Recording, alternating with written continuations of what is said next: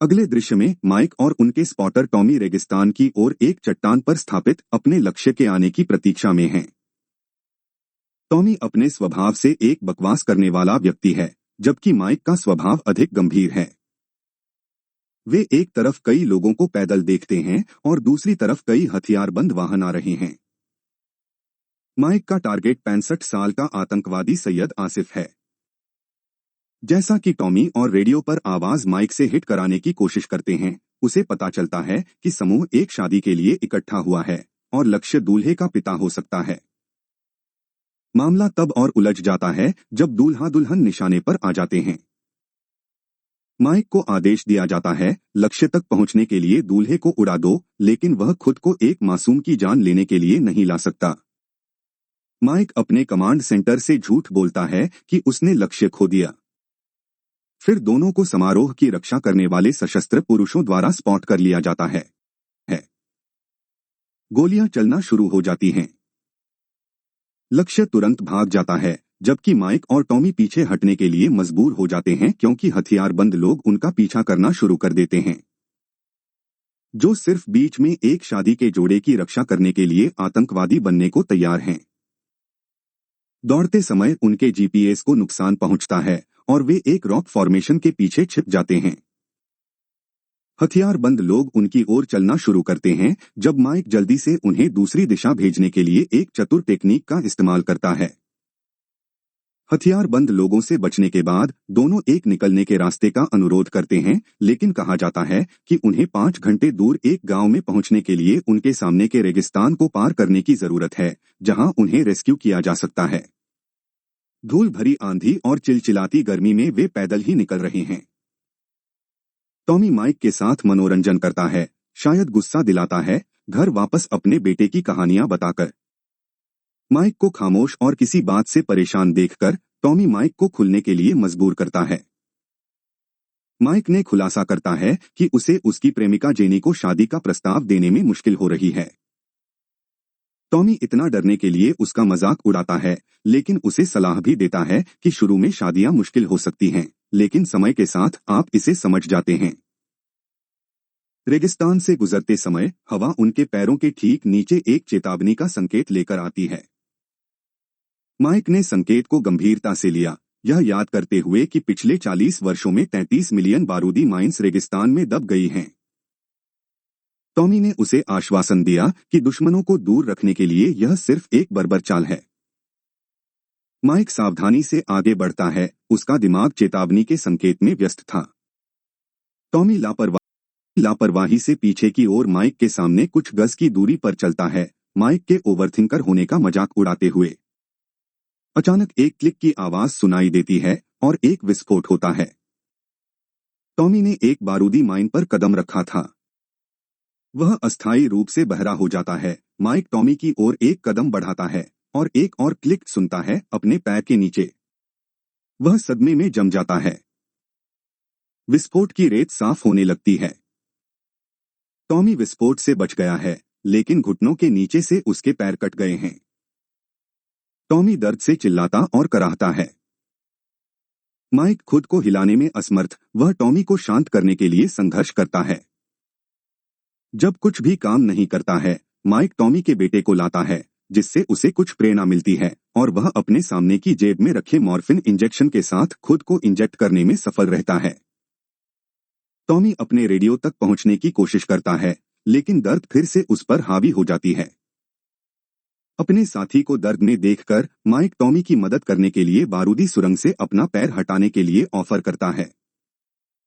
Mic ने अनुमान लगाया कि शायद जिस बारूदी सुरंग पर उसने कदम रखा वह पुरानी और खराब है। टॉमी ने उसे चेतावनी दी कि वह ऐसा न करे और न करे। वह अपनी बंदूक निकालता है और इसे अपने सिर पर रखता है। वह माइक से कहता है कि उसे जीवित रहना चाहिए चाहे कुछ भी हो, और खुद को गोली मार लेता है। माइक बेबस होकर दुख में चिल्लाता है। वह अपने आप से चलने में असमर्थ रेगिस्तान में फंस गया है। वह जल्द ही खड़े होने से थक जाता है और उसके एक घुटने पर आ जाता है। माइक को पता चलता है कि उसे किसी तरह टॉमी के बगल में पड़े कई गज दूर रेडियो को लाना होगा। वह रेडियो बैग को अपनी ओर खींचने के लिए अपने जूतों के फीते को कुल्हाड़ी से बांधता है। हालांकि वह सीखता है कि रेडियो की बैटरी मर चुकी है और दूसरी टॉमी के शरीर पर है।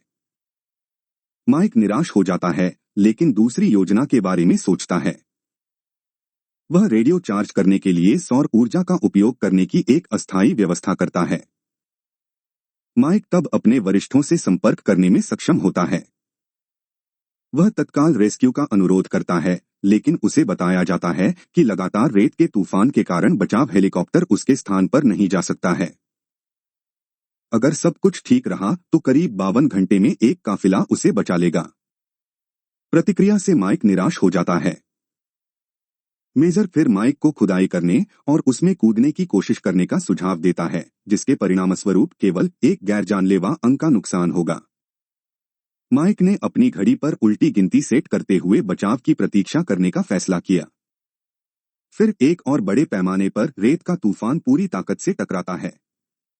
वह अपने स्थान से हटे बिना इसका इंतजार करने का प्रबंधन करता है। तूफान खत्म होने के बाद उसे पता चलता है कि तूफान टॉमी के शरीर को और इसलिए अतिरिक्त बैटरी उसके ठीक बगल में ले आता है, लेकिन रेडियो उसकी पहुंच से बहुत दूर चला गया है।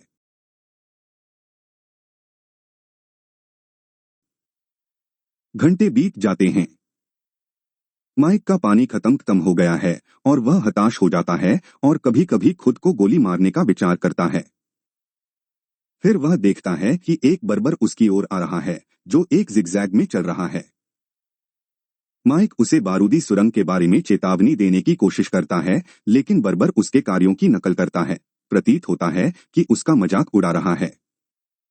माइक बर्बर आदमी को अपनी स्थिति समझाने की कोशिश करता है, लेकिन वह जोर देकर कहता है कि माइक को अगला कदम उठाना चाहिए। फिर वह माइक का पानी का फ्लास्क लेता है और रेगिस्तान में गायब हो जाता है।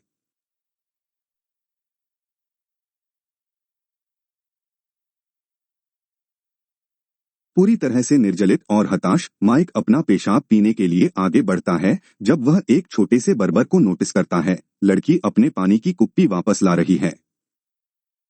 वह इसे माइक को सौंपती है और उसकी राहत के लिए यह पानी से भरा हुआ है। माइक अपनी प्यास बुझाता है। हालांकि लड़की कभी नहीं बोलती, अपने खिलौने के सैनिकों का उपयोग करके वह भी प्रतीत होता है कि माइक को बताती है कि उसे खदान से हटकर आगे बढ़ना चाहिए। माइक उसे बताता है कि वह नहीं कर सकता। वह छोटी लड़की से अपना रेडियो लाने के लिए कहता है, लेकिन लड़की नहीं समझती। बेताब माइक अपनी आवाज में बहुत तेज हो जाता है और लड़की डरकर भाग जाती है। जल्द ही रात हो जाती है और तापमान गिरना शुरू हो जाता है। माइक खुद को गर्म रखने के लिए आग जलाता है। उसे जंगली जानवरों की आवाजें सुनाई देने लगती हैं। वह अपना फोन निकालता है और खुद को विचलित रखने के लिए अपनी प्रेमिका की तस्वीरों को देखता है। वह अपनी प्रेमिका की एक वीडियो पाता है। वीडियो में जेनी माइक से कहती है कि वह उसका इंतजार कर रही है। माइक को युद्ध जीतना चाहिए और जल्द से जल्द उसके पास वापस आना चाहिए। माइक इमोशन होने लगता है।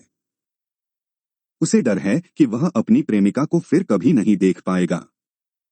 उसके साथ हो रही हर चीज से थक वह सो जाना शुरू कर देता है, लेकिन वह उसमें से बाहर निकलता है तो पता चलता है कि आग बुझ गई है। वह अपने आप को जंगली जानवरों से घिरा हुआ पाता है। वह उन्हें अपनी बंदूक से डराने की कोशिश करता है, लेकिन विफल रहता है। जानवर टॉमी के शरीर को घसीटते हैं। एक जानवर उसकी ओर बढ़ना शुरू कर देता है, लेकिन अपने टॉर्च की रोशनी से माइक ने जानवर को गोली मार दी। जानवर एक लैंडमाइन पर गिरता है, जिससे एक विस्फोट होता है, जिससे अन्य जानवर डर जाते हैं। सुबह आती है और वह आदमी फिर से आ जाता है। वह माइक से कहता है कि वह बहुत भाग्यशाली है कि बारूदी माइन पर कदम रखने और रेगिस्तान में जंगली जानवरों के साथ एक रात बिताने के बाद भी वह अब तक बच गया है। वह एक बार फिर माइक को आगे बढ़ने का सुझाव देता है, लेकिन माइक नहीं मानता। माइक उससे पूछता है कि वह शायद माइनों का स्थान जानता है, क्योंकि वह हमेशा एक पैटर्न में चलता है। बर्बर जवाब देता है कि वह नहीं जानता कि बारूदी सुरंग कहाँ है और वह केवल जिगजैग में चलता है क्योंकि वह सीधे चलने से ज्यादा सुरक्षित है।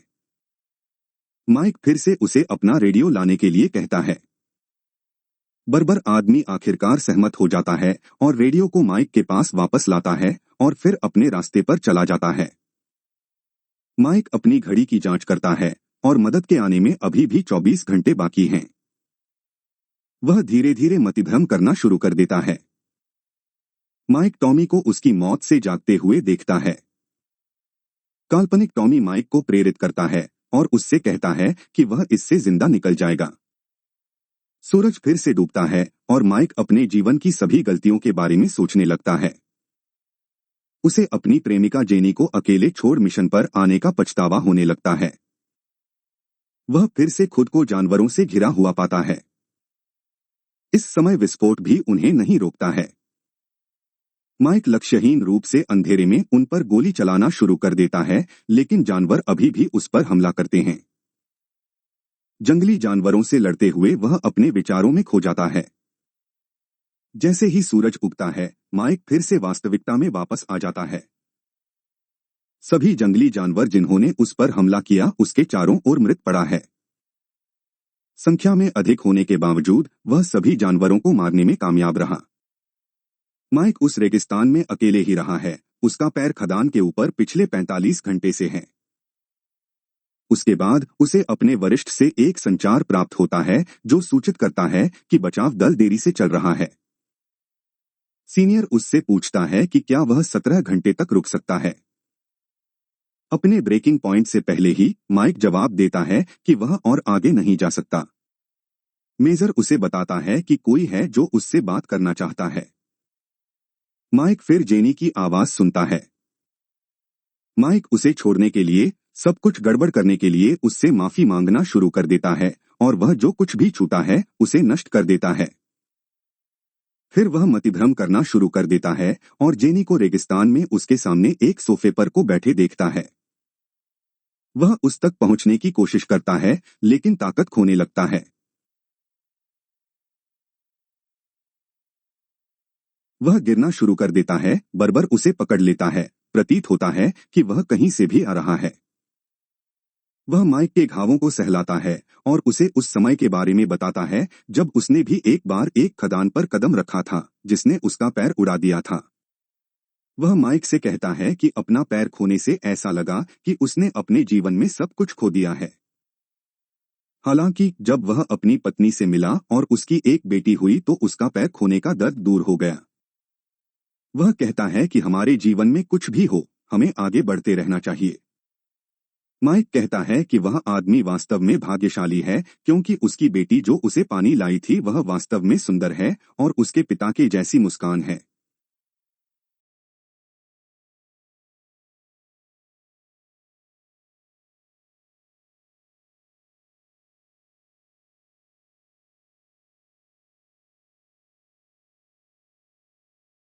वह आदमी माइक से कहता है कि उसकी अब कोई बेटी नहीं है।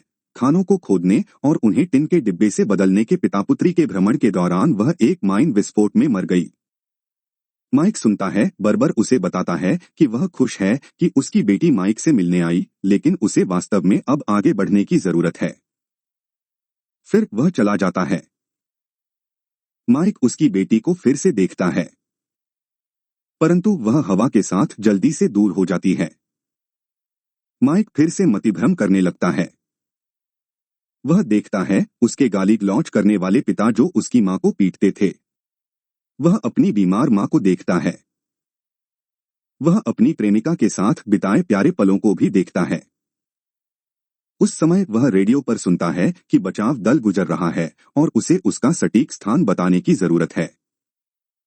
वह अपनी फ्लेयर उठाता है, लेकिन इससे पहले कि वह इसका इस्तेमाल करता, वहां के आतंकवादी पहाड़ी के ऊपर से उस पर गोली चलाने लगते हैं।